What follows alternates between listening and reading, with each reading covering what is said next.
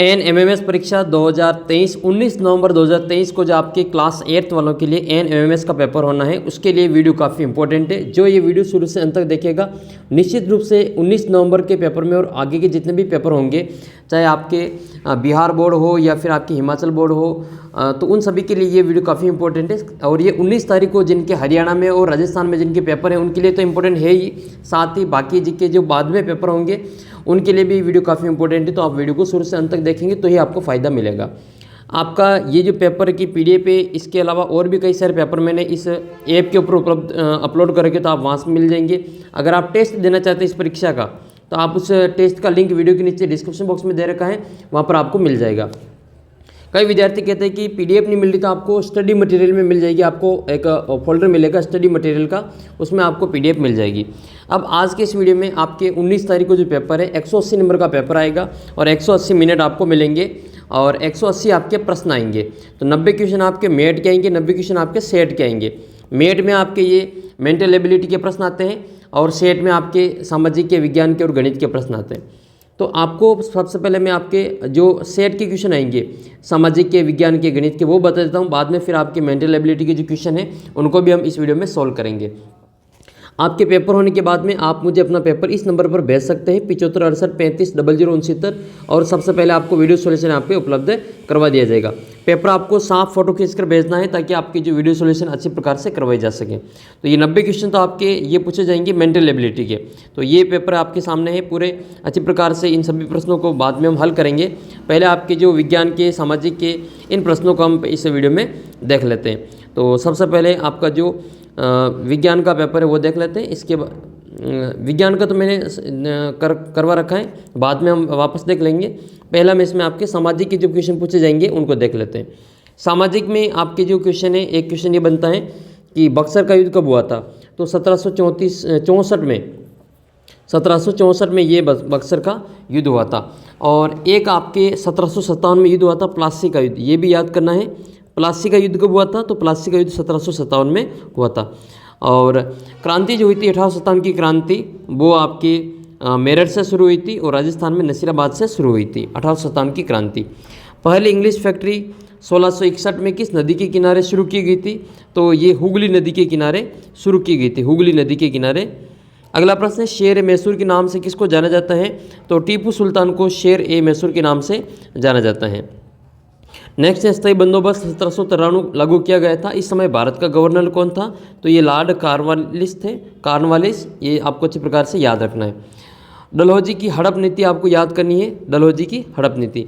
जब भारत आज़ाद हुआ था उस समय भारत के जो गवर्नर जनरल थे वो लॉर्ड माउंटबेटन थे, लॉर्ड माउंटबेटन थे। कैलिको अधिनियम का संबंध ये कपड़े से साथ सूती वस्त्रों से संबंधित ये अधिनियम बनाया गया था। किसके सुझाव से 1856 में विधवा विवाह का पक्ष में कानून बना था, तो ये ईश्वरचंद्र विद्यासागर के द्वारा बनाया गया था। गुलामगिरी पुस्तक ये किसके लेखक कौन है, तो गुलामगिरी पुस्तक के जो लेखक है वो ज्योतिराव फुले थे, महात्मा ज्योतिबा फुले थे। इसका आंसर हो जाएगा आपके ज्योतिबा फुले। फारसी, अच्छा पहली जो सबसे पहले महिलाओं के लिए जो स्कूल खोला गया था वो इन्हीं के द्वारा खोला गया था, ठीक है, सावित्रीबाई फुले और ज्योतिबा फुले के द्वारा। फारसी भाषा में गोदाम को क्या कहते हैं, तो उसको औरंग कहा जाता है। नेक्स्ट है मध्य भारत में सतनामी आंदोलन की शुरुआत किसने की थी, तो ये घासीदास के द्वारा किया गया था। मृदा संरक्षण की विधि नहीं है, तो इसमें से जो अतिचारण है वो मृदा संरक्षण की विधि नहीं है। बाकी मल्च बनाना, वेदिका फॉर्म, रक्षक मेखला, ये सभी आपकी मृदा संरक्षण की विधियाँ हैं। अलवणीय जल को जल आपूर्ति का मुख्य कारक क्या है, तो ये बढ़ती जनसंख्या, नकदी फसलों की बढ़ती मांग और बढ़ता हुआ नगरीकरण, ये सभी इसके कारण हैं। विश्व की वनस्पति को मुख्यतः कितने वर्गों में बांटा गया है, तो इसका उत्तर अभी मेरे को पूरा इसकी जानकारी नहीं है। अगर आपको किसी को इसका उत्तर पता हो तो आप मुझे कमेंट करके ज़रूर बताना। अधात्विक खनिज का उदाहरण है, तो ये मैग्नीज अधात्विक खनिज का उदाहरण है। अच्छा उदाहरण नहीं है, तो ये जो मैग्नीज है वो अधात्विक खनिज का उदाहरण नहीं है। बाकी अभ्रक है, जिप्सम है और चूनापत्थर, ये सभी अधात्विक खनिज हैं। विश्व का प्रथम जल विद्युत उत्पादन करने वाला देश कौन सा है, तो नॉर्वे इसका उत्तर हो जाएगा। किस रंग का हीरा दुर्लभतम हीरा है, तो नीले रंग का हीरा सबसे दुर्लभतम हीरा है। परमाणु ऊर्जा केंद्र केगा, ये केगा किस राज्य में स्थित है, तो ये कर्नाटक में स्थित है। अपने राजस्थान में स्थित है रावतबाटा। जो कि भारत का दूसरा परमाणु ऊर्जा केंद्र है, जबकि पहला था महाराष्ट्र का तारापुर। महाराष्ट्र का तारापुर ये भारत का पहला परमाणु ऊर्जा संयंत्र है। राजस्थान का पहला पूछे तो रावतबाटा है, और रावतबाटा अपने चित्तौड़गढ़ जिले में पड़ता है। भारत का मैनचेस्टर ये अहमदाबाद को कहा जाता है, भारत का मैनचेस्टर अहमदाबाद। दक्षिण भारत का कोयम्बटूर है, और राजस्थान का जो मानचेस्टर है वो भीलवाड़ा को राजस्थान का मानचेस्टर कहा जाता है। विटीकल्चर, ये विटीकल्चर अंगूर के उत्पादन को विटीकल्चर कहते हैं, जबकि रेशम उत्पादन को सेरीकल्चर कहा जाता है। नेक्स्ट है भारतीय संविधान का जनक किसे कहा जाता है, तो डॉक्टर भीमराव अंबेडकर को भारतीय संविधान का जनक कहा जाता है। नेक्स्ट है राष्ट्रपति द्वारा लोकसभा में कितने सदस्य मनोनीत किए जाते हैं, तो लोकसभा में जो मनोनीत किए जाते हैं वो 2 सदस्य मनोनीत किए जाते हैं। इसका आंसर हो जाएगा आपके 2 सदस्य। जबकि जो राज्यसभा होती है, राज्यसभा में 12 सदस्य मनोनीत किए जाते हैं। तो ये जो 12 सदस्य हैं वो राज्यसभा में मनोनीत किए जाते हैं, जबकि 2 सदस्य लोकसभा में मनोनीत होते हैं। किस आम चुनाव में पहली बार पूरे देश में ईवीएम का इस्तेमाल किया गया था, तो ये 1999 में हुआ था। प्रत्येक नागरिक को जीवन का अधिकार ये किस अनुच्छेद से संबंधित है, तो ये आपके अनुच्छेद 21 से संबंधित है। जबकि अनुच्छेद 17 जो है वो छुआछूत का अंत करता है, छुआछूत का अंत करता है, यानी कि अस्पृश्यता से संबंधित है ये। नेक्स्ट है महाराष्ट्र की विख्यात कवयित्री सोयराबाई की जाति से संबंधित हैं, तो ये आपके महार जाति से संबंधित हैं। जो बिरसा मुंडा है, अभी हाल ही में इनकी जयंती गई, तो बिरसा मुंडा है, ये बिरसा जो है वो झारखंड जिले में राज्य में स्थित राज्य में जन्मे थे, और ये मुंडा जाति से संबंधित हैं। ये बहुत ही महत्वपूर्ण है बिरसा मुंडा। सच्चर समिति ये मुस्लिम समुदाय से संबंधित है। वर्तमान देश में कितने उच्च न्यायालय, तो हाई कोर्ट की संख्या भी 25 है, और 25 ही अपने राजस्थान के लोकसभा सदस्य हैं। लोकसभा सदस्यों की संख्या 25 है, जबकि 10 अपने राज्यसभा के सदस्य हैं। 26 नवंबर को प्रतिवर्ष कौन सा दिवस मनाया जाता है, 26 नवंबर को मनाया जाता है संविधान दिवस। संविधान दिवस 26 नवंबर को मनाया जाता है, जबकि 14 नवंबर को बाल दिवस मनाया जाता है, और 15 अगस्त को स्वतंत्रता दिवस मनाते हैं। 15 अगस्त को स्वतंत्रता दिवस, 26 जनवरी को गणतंत्र दिवस मनाया जाता है, और मातृभाषा दिवस मनाया जाता है 21 फरवरी को। 21 फरवरी को मातृभाषा दिवस मनाया जाता है। हिंदी दिवस जो मनाया जाता है वो हिंदी दिवस 14 सितंबर को मनाया जाता है। तो कुछ महत्वपूर्ण दिवस है वो आपको याद रखना है। आपको कमेंट करके बताना कि विज्ञान दिवस कब मनाया जाता है, विज्ञान दिवस कब मनाया जाता है। भारतीय संसद का अंग नहीं है, तो भारतीय संसद का अंग देखो राष्ट्रपति होते हैं। ये 3 अंग है, राष्ट्रपति, लोकसभा और राज्यसभा। सदन पूछे तो 2 सदन होते हैं, लोकसभा और राज्यसभा। लोकसभा को अस्थायी सदन कहते हैं, जबकि राज्यसभा को अस्थायी सदन कहते हैं। राज्यसभा का कार्यकाल 6 साल होता है, लोकसभा का कार्यकाल 5 वर्ष होता है। इनके जो सदस्य होते हैं इनको सांसद कहा जाता है, इनको क्या कहते हैं, सांसद कहते हैं। जबकि विधानसभा में जो बैठते हैं उनको विधायक कहा जाता है, इसको एमएलए कहते हैं। नेक्स्ट है अंग्रेजों के साथ संधि करने वाला राज्य, जो अपने भरतपुर हो जाएगा। सबसे पहले भरतपुर ने किया था। 1857 की क्रांति के समय राजस्थान में सैनिक छावनी कितनी थी, तो ये 6 सैनिक छावनियाँ थी। एकीकरण के समय आपको पूछे कि कितने ठिकाने, ये ठिकाने थे, तो 3 ठिकाने थे। और रियासतें कितनी थी, तो 19 रियासतें थी, और 1 केंद्र शासित प्रदेश था राजस्थान में। एकीकरण के पूर्व राजस्थान में एकमात्र केंद्र शासित प्रदेश वो एक ही था, वो कौन सा था, वो था अजमेर और अजमेर मेरवाड़ा। अगला प्रश्न है फिर आपके, राजस्थान की एकमात्र जनजाति जिसे भारत सरकार के द्वारा आदिम जाति जनजाति समूह में शामिल किया गया है वो है सहरिया।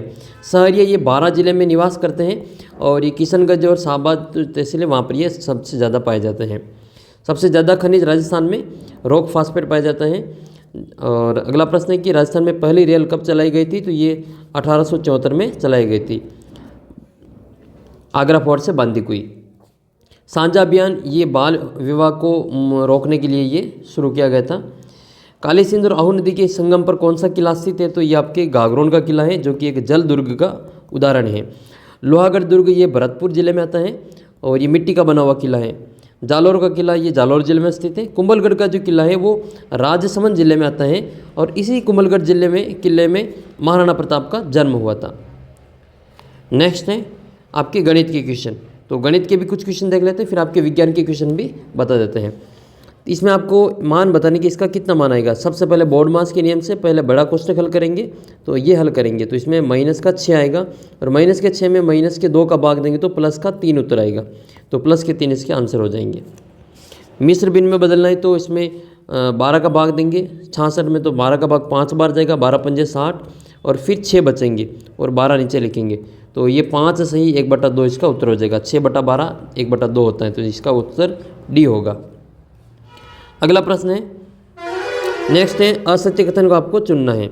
बहुलक आंकड़ों में से केवल एक संख्या हो सकती है, माध्य दिए गए आंकड़ों में से एक संख्या हो सकती है, माध्यक आंकड़ों में से सदैव एक संख्या होती है। ये सदैव वाला गलत है, इसमें आंकड़ों का मध्य इसमें 6 हो जाएगा। किसी भी संख्या के 3 गुने में 5 जोड़ने पर 11 का 4 गुना प्राप्त होता है, तो वह संख्या ज्ञात करनी है। तो देखो संख्या का 3 गुना यानी कि 3x, इसमें 5 जोड़ने पर 11 का 4 गुना प्राप्त होता है, यानी कि 11 चौक 44 प्राप्त होते हैं। तो वो संख्या ज्ञात करनी, तो इसको इधर ले आएंगे, ये माइनस हो जाएगा। तो 3x बराबर 44 में से 3 घटाएंगे तो ये 39 बचेगा। तो 39 में 3 का भाग दे दो तो ये 13 बार जाएगा। तो इसका आंसर कितना आएगा? 13 आ जाएगा। 13 3 39 और इसमें 5 जोड़े तो 44 आ जाएगा। तो इसका आंसर आ जाएगा आपके 13। कोण 1 का मान ये 70 डिग्री है, तो आपको कोण 6 का मान ज्ञात करना है। अगर ये 70 है, ये एक अगर 70 है तो ये 5 वाला भी ये 70 ही होगा। अगर ये 70 है तो इन दोनों की जोड़ 180 डिग्री के बराबर होती है। तो कोण 6 का ज्ञात करने के लिए 180 में से 70 को घटा लेंगे, 110 डिग्री इसका आंसर आएगा। आपके ऑप्शन नंबर 2 में दे रखा है। ये जो कोण बनते हैं ये शीर्षाभिमुख कोण होते हैं, ये कोण बराबर होते हैं, ये वाला कोण बराबर होता है। जबकि इसमें जो कोण बन रहा है ये वाला कोण, ये 4 और ये 8, ये संगत कोण होते हैं, ये कोण बराबर होते हैं। जबकि जो जेड बनता है, जेड में ये 3 और 5 ये दोनों बराबर होते हैं। एक त्रिभुज में कितने अधिक कोण हो सकते हैं? तो एक त्रिभुज में एक ही अधिक कोण हो सकता है। अच्छा, आपको बताने कि एक त्रिभुज में कितने समकोण हो सकते हैं, कितने समकोण हो सकते हैं, कमेंट करके बताना। समकोण का मतलब 90 डिग्री के कोण एक त्रिभुज में कितने हो सकते हैं। त्रिभुज की रचना नहीं की जा सकती, कब नहीं कर सकते? जब उसकी तीनों भुजाएं दे रखी हो, या 2 कोण उनके बीच का कोण दे रखा हो, ये तो कर सकते हैं। और एक कोण और एक भुजा दे रखी हो, और 2 भुजाएं और उनके बीच का कोण दे रखा हो, तो इससे तो हो जाएगा। तो एक भुजा और एक कोण देने पर हम इसकी रचना नहीं कर सकते हैं, बाकी तीनों भुजा होगी तो भी कर लेंगे। अगला प्रश्न है, एक वस्तु का विक्रय मूल्य 400 रुपये है, इस पर 15% की हानि होती है, तो विक्रय मूल्य ज्ञात करना है। तो हम क्या करेंगे, 400 का 15% ज्ञात करेंगे, 400 का 15% और उसमें से 400 में से घटा लेंगे, 2 जीरो से 2 जीरो कटेगा, 15 चौक 60, यानी कि 60 रुपये की हानि हुई। ये इसको 400 रुपये में खरीदा और 60 की हानि हुई, तो कितने में बेचा? उसको 340 रुपये में बेचा। तो विक्रय मूल्य हो जाएगा इसका 340 रुपये। एक तार को मोड़कर 11 सेंटीमीटर वाला वर्ग बनाया जाता है, और यदि उसी वर्ग को मोड़कर वृत्त बना जाए तो उस वृत्त की त्रिज्या कितनी होगी? तो पहले जो इसकी परिधि ज्ञात कर लेते हैं। परिधि कितनी आएगी? 44 आएगी। और 44 ये तो इसका वर्ग का जो परिमाप है वो 44 है, तो ये इसकी वृत्त की परिधि होगी। तो परिधि का सूत्र होता है 2πr। ये इसमें पाई का मान 22/7 लिखेंगे और आर का मान हमें ज्ञात करना है, बराबर में 44। ये 22 दूनी 44 से 22 दूनी 44 कट जाएगा और आर बराबर इसका उत्तर 7 आ जाएगा। तो परिधि अगर 7 है तो उसका त्रिज्या का मान 7 आता है। परिधि अगर 44 है तो त्रिज्या का मान 7 आता है।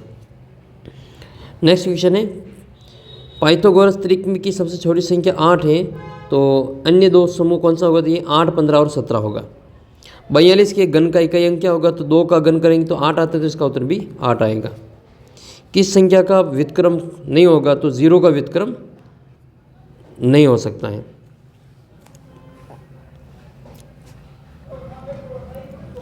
नेक्स्ट है, 15 वर्ष बाद मोहित अपनी वर्तमान आयु का 4 गुना हो जाएगा, तो ऊंची समीकरण बनानी है। तो ये 15 वर्ष बाद यानी कि x + 15 उसकी आयु की 4 गुनी हो जाएगी, तो इसका आंसर होगा x + 15 बराबर 4x। किसी बहुभुज के विकर्ण का कोई बहिर्भाग में नहीं होता है तो उसको अवतल बहुभुज कहते हैं। अच्छा, बहिर्भाग में नहीं है तो वो अंदर के भाग में, तो उसको उत्तल बहुभुज कहा जाता है। असंभव घटना की जो प्रायिकता है वो 0 होती है। x y y z z x, इसका जो गुणनफल है वो x² y² और z² के बराबर होगा। इस बहुफलक में 4 फलक के 4 शीर्ष है, तो किनारे कितने होंगे? तो इसको आयलर सूत्र से ज्ञात करते हैं, v + a बराबर e + 2। तो 4 और 4 बराबर e + 2, 4 और 4 8 हो जाएंगे, 8 में से 2 जाएंगे तो 6 बचेंगे, तो आंसर आएगा इसका 6 डिग्री। आसन कोण दो लगातार कोण का मान दे रखा है 2:5, तो इसमें ए का मान ज्ञात करना है। तो ये 2x और 3x को जोड़ेंगे तो 180 डिग्री के बराबर आएगा। तो 5x बराबर 180 डिग्री। तो x का मान ज्ञात करने के लिए 180 में 5 का भाग देंगे। तो 5 का भाग जाएगा इसमें 36 बार, और 36 को 2 से गुणा करेंगे तो 36 दूनी 72 डिग्री इसका आंसर आएगा। समबाहु त्रिभुज के संदर्भ में असत्य बताने की गलत कौन सा है? तो समबाहु त्रिभुज की तीनों भुजाएं बराबर होती हैं, सही है, और तीनों कोण भी बराबर होते हैं। और समबाहु त्रिभुज के अंतर कोणों का योग 360 डिग्री होता है, ये गलत है। अंदर के कोणों की जोड़ 180 डिग्री होती है और बाहर के कोणों की जोड़ 360 डिग्री होती है। त्रिभुज के तीनों कोणों की जोड़ हमेशा 180 डिग्री ही आती है, तो ये इसमें गलत है, बाकी सभी इसमें सही है। ये तो आपके गणित का। अब आपके विज्ञान के जो क्वेश्चन है वो भी हम इसमें देख लेते हैं। विज्ञान के जो क्वेश्चन है वो काफ़ी महत्वपूर्ण है। किस फसल की जड़ों में राइजोबियम जीवाणु पाया जाता है? तो फलीदार जो लेग्यूमिनस क्रॉप होती है उसमें ये पाए जाते हैं। जैसे जो दलहन वाली फसलें हैं, मटर हैं, इन सभी में फलीदार जितनी फसलें उनमें गांठें पाई जाती हैं, ग्रंथियाँ पाई जाती हैं, तो वो आपके इस हो जाएगा आंसर। वर्षा ऋतु में बोई जाने वाली फसल क्या कहलाती है? तो उसको खरीफ की फसल कहते हैं। और खरीफ की फसल में आपको याद रखना, एक तो मक्का जो आपके जून जुलाई में बोई जाती हैं, अक्टूबर महीने में काटी जाती हैं, खरीफ की फसल होती है मक्का। फिर आपके मक्का के साथ में जितनी भी फसलें हैं, सोयाबीन है, इसके अलावा चावल है, चावल भी खरीफ की फसल है। जायद की फसल ये गर्मी के दिनों में बोई जाती हैं, इनकी मार्च अप्रैल में बोई जाती हैं और जून जुलाई में काट ली जाती हैं। जैसे खीरा, ये ककड़ी, तरबूज, खरबूज, ये सभी आपके इसमें आते हैं। रबी की फसल अभी बो रहे हैं, जो रबी की फसल है, और ये अक्टूबर नवंबर में बोई जाती हैं। सरसों, गेहूँ, चना, ये सभी आपके रबी की फसलें हैं। यदि दो बल किसी वस्तु के विपरीत दिशा में कार्य करते हैं तो उनका जो मान है वो उनके अंतर के बराबर होता है। एक दिशा में तो उनकी जोड़ के बराबर होगा। पत्ते जमीन पर किस कारण गिरते हैं? तो गुरुत्वाकर्षण बल के कारण वो गिरते हैं। अच्छा, गुरुत्वाकर्षण बल का सबसे पहले जो पता किसने लगाया था? किस वैज्ञानिक ने पता लगाया कि ये नीचे क्यों गिरते हैं फल? इसका नाम गुरुत्वाकर्षण बल सबसे पहले किस वैज्ञानिक ने दिया था? वो आपने देखा होगा, वो वैज्ञानिक सेब के पेड़ के नीचे बैठा था और सेब नीचे पड़ी तो उसने दिमाग लगाया कि ये सेब का जो फल है वो नीचे ही क्यों गिरा। तो वो वैज्ञानिक कौन था, आपको कमेंट करके बताना है। प्रति एकांक क्षेत्रफल पर कार्य करने वाले बल को क्या कहते हैं? तो उसको कहते हैं दाब। और दाब का जो मात्रक है वो पास्कल होता है, और दाब को मैनोमीटर में मापा जाता है।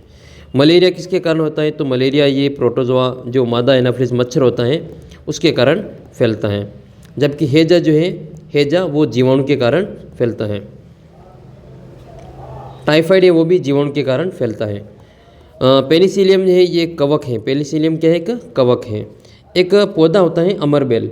तो अमरबेल जो है वो आपके परजीवी हैं। अमरबेल क्या है? परजीवी। याद रखना है, अमरबेल परजीवी में आता है। जबकि गठपर्णी हो गया, आपके पिचर पादप जो होते हैं वो कीट भक्षी पादप कहलाते हैं।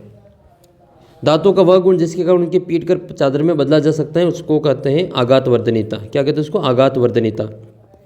तन्यता जो इसमें तार में बदल देते हैं इसको, वो तन्यता कहलाती हैं। जैसे सोना जो होता है वो सबसे तन्य धातु है। 1 ग्राम सोने से 2 किलोमीटर लंबा तार बनाया जा सकता है। सोने को हम AU से लिखते हैं, इसका प्रतीक AU होता है। सबसे ज़्यादा जो चालक होती है तार धातु वो चांदी होती है, इसको हम AG से लिखते हैं। किस धातु को चाकू से काटा जा सकता है? तो नाक NaK, यानी कि NaK का मतलब क्या हुआ? Na का मतलब सोडियम है। सोडियम को Na से लिखते हैं और पोटेशियम को K से लिखते हैं। इसका लैटिन भाषा में नाम होता है। तो सोडियम और पोटेशियम इसका उत्तर हो जाएगा। कीट और कीड़ों को दूर भगाने के लिए इस्तेमाल की जाने वाली नेपथिलीन की गोलियाँ किससे प्राप्त की जाती हैं? तो ये चारकोल जो होता है, कोलतार, ठीक है, कोलतार से प्राप्त करते हैं। आजकल डामर की जगह पे बिटुमिन का उपयोग किया जाता है। LPG जो है वो आपकी गैस होती हैं और LPG का पूरा नाम होता है लिक्विड पेट्रोलियम गैस। हिंदी में इसको द्रवित पेट्रोलियम गैस कहा जाता है। जबकि पेट्रोलियम को काला सोना कहते हैं। काला सोना, अफीम को भी काला सोना कहा जाता है। सफ़ेद सोना कपास को कहते हैं। इनमें से कौन सा ज्वलनशील है? तो जो जलता है वो ज्वलनशील है, कागज़ ज्वलनशील होता है।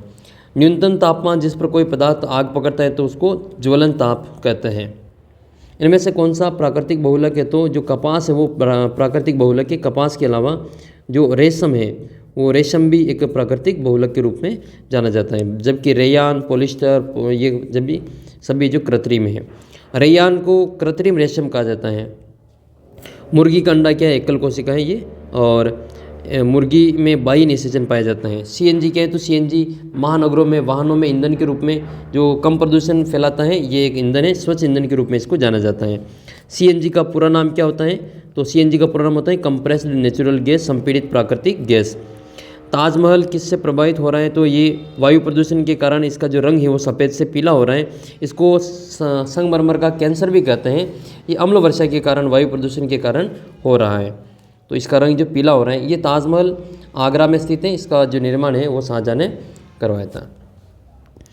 लोहे पर जंग लगने से बचाने के लिए किसकी परत चढ़ाई जाती है, तो जिंक की परत चढ़ाई जाती है, जिसको हिंदी में यसद लेपन कहते हैं, अंग्रेजी में इसको गैल्वेनीकरण कहा जाता है। लोहे पर जंग लगना एक रासायनिक परिवर्तन का उदाहरण है।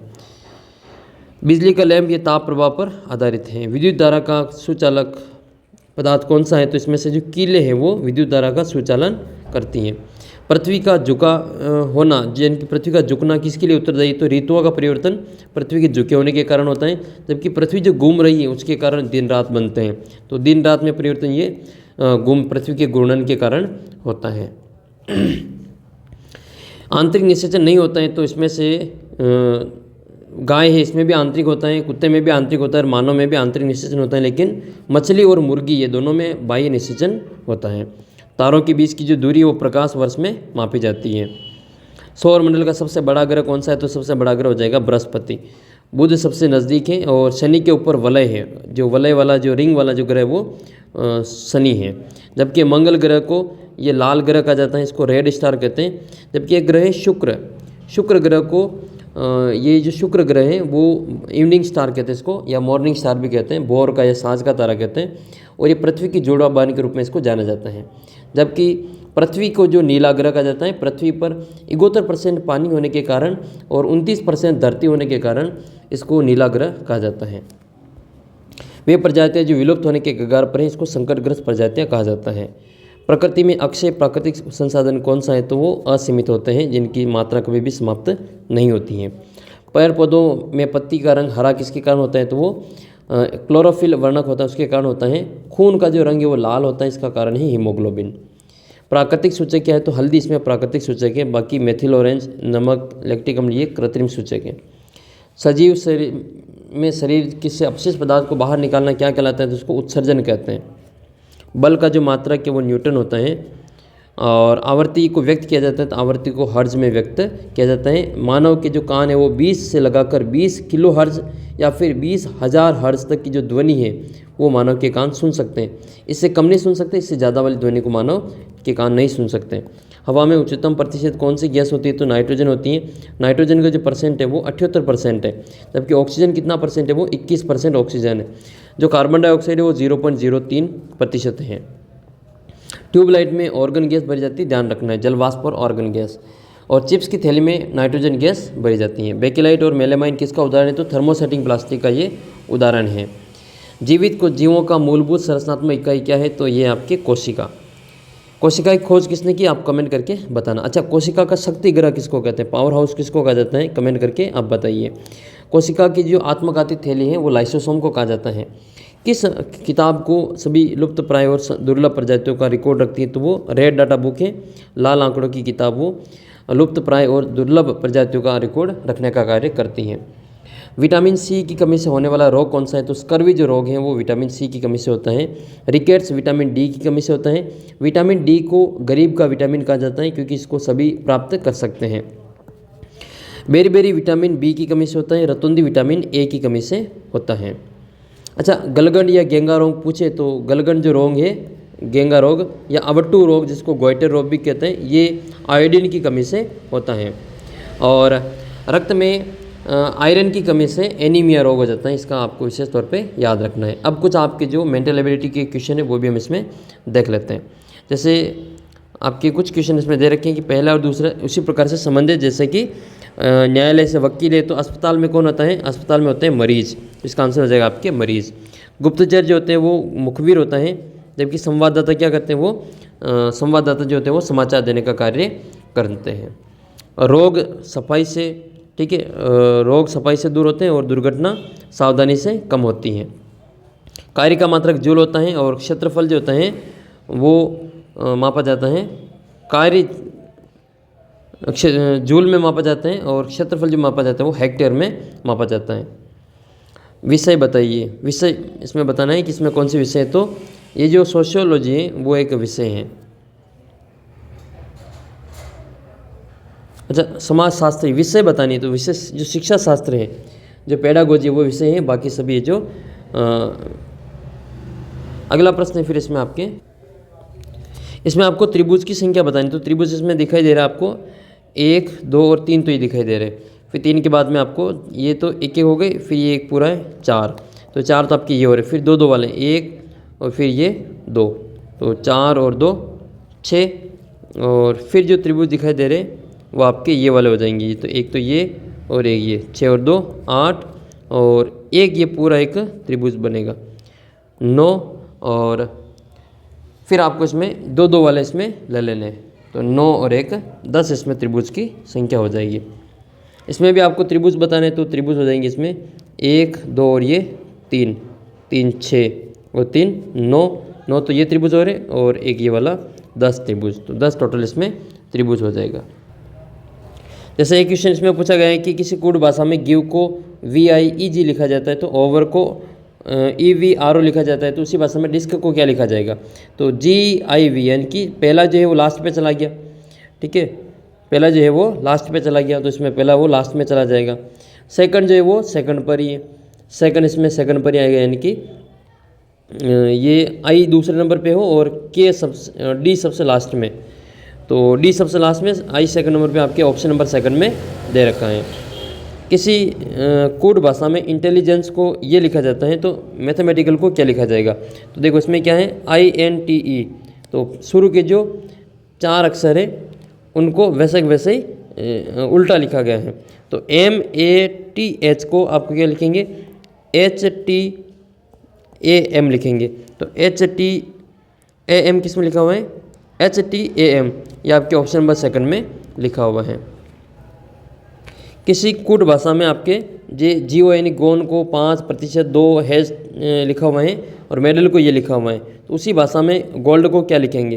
तो G को क्या लिखेंगे 5 लिखेंगे, ये G को क्या लिखा हुआ है 5, और इसमें और क्या है O, तो O को प्रतिशत लिखेंगे, तो 5%, फिर L को लिखेंगे इसमें @ ठीक है @ और फिर इसमें D, तो D को लिखेंगे इसमें 3, तो ये इसका आंसर हो जाएगा 5% @ 3।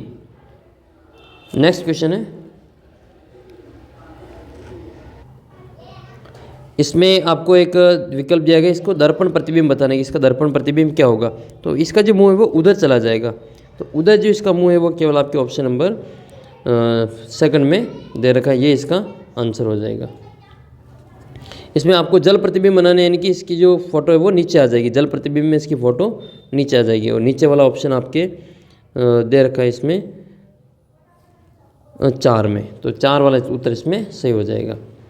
नेक्स्ट है, इसमें इसका जल प्रतिबिंब बनाना है, तो जल प्रतिबिंब में ये उल्टा हो जाएगा, ये N ऐसे हो जाएगा, U ऐसे आएगा, C वैसे ही रहेगा, और ये L ऐसे आ जाएगा। तो इस प्रकार की जो आकृति हैं वो आपको किस में दिखाई दे रहा है, वो आकृति दिखाई दे रही केवल आपके ऑप्शन नंबर 4 में, तो इसका उत्तर हो जाएगा आपके ऑप्शन नंबर 4।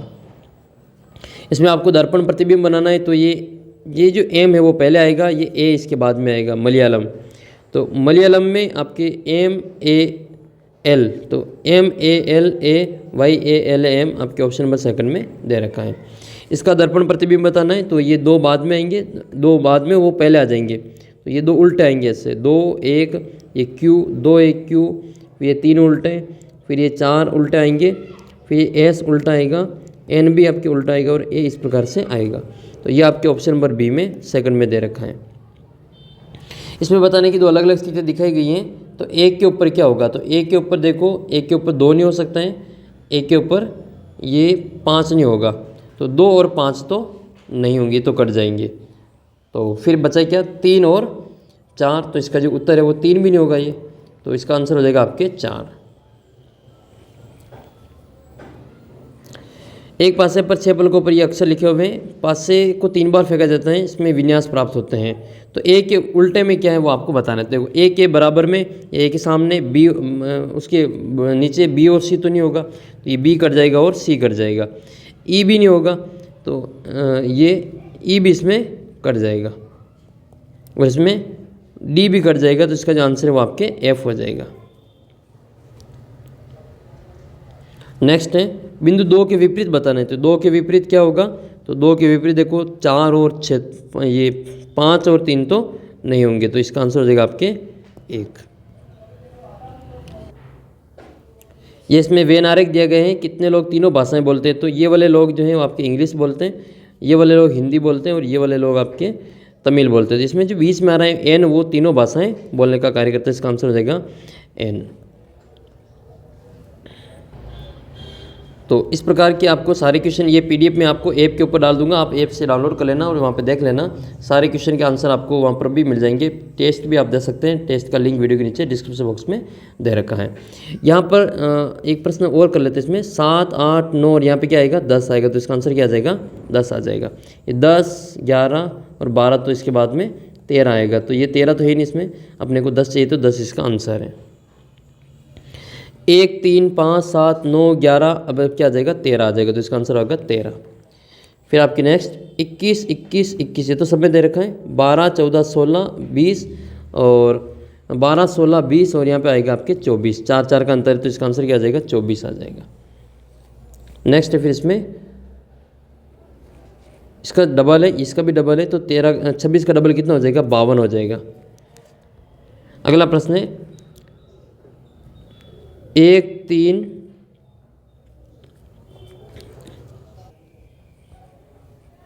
इसमें आपको बताने कि अलग कौन सा है। तो अलग जो है इसमें आपके ऑप्शन नंबर जो 3 है वो अलग ही है, ऐसे दूर दूर है, बाकी सभी की जो है समांतर है, तो इसका जो आंसर है वो तीसरा हो जाएगा। इसमें बताने कि गलत कौन सा है। श्रृंखला में गलत संख्या को चुनिए। इसमें क्या दे रखा है 1, 2, 4, 8, 16, 32, 64 और 125 है। इनको डबल करके दे रखा है, 1 के डबल 2, 2 के 4, 4 के 8, 8 के 16, 16 के 32, 32 के 64, तो 64 के जो डबल है वो आने चाहिए यहाँ पे 128, जबकि यहाँ दे रखा है 125, तो गलत कौन सा हुआ इसमें 125, तो इसका जो आंसर है वो 125 हो जाएगा। तो इसी प्रकार से ये पूरे जो पीडीएफ है आपको ऐप पर उपलब्ध हो जाएगी, ऐप से डाउनलोड कर लेना और इस नंबर पर आप अपना जो पेपर है वो भेज सकते हैं। तो मिलेंगे जल्दी आपको अगले वीडियो में, तब तक जय हिंद, जय भारत।